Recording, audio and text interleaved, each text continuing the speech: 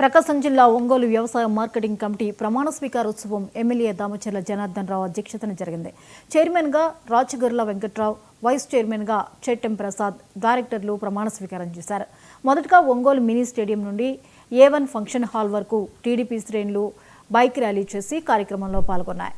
ఈ కార్యక్రమంలో మంత్రి వీరాంజనేయ స్వామి, ఎంపీ శ్రీనివాసులు రెడ్డి, ఎమ్మెల్యేలు ఉగ్ర నరసింహారెడ్డి, విజయ్ కుమార్, వివిధ కార్పొరేషన్ చైర్మన్లు పాల్గొన్నారు. రైతుల సంక్షేమం కోసం, వ్యవసాయ మార్కెట్ అభివృద్ధి కోసం కొత్త కమిటీ పనిచేస్తుందని వెంకట్రావు చెప్పారు.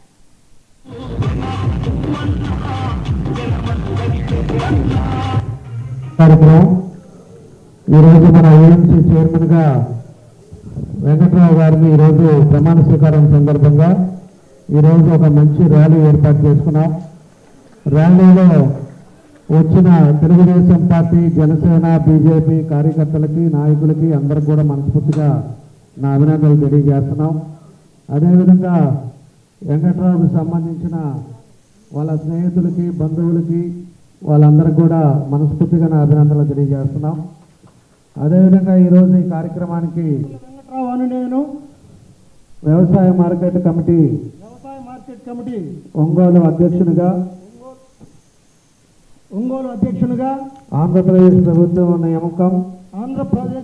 నియామకం చేసినందున బాధ్యతలు స్వీకరించుచు ఈ రోజు నుండి ఆంధ్రప్రదేశ్ వ్యవసాయ ఉత్పత్తి మరియు పశువుల పెంపకం మార్కెట్ చట్టం 1966 మరియు నియమములు 1969 వాటి ద్వారా రూపొందించబడిన బైలాలకు లోబడి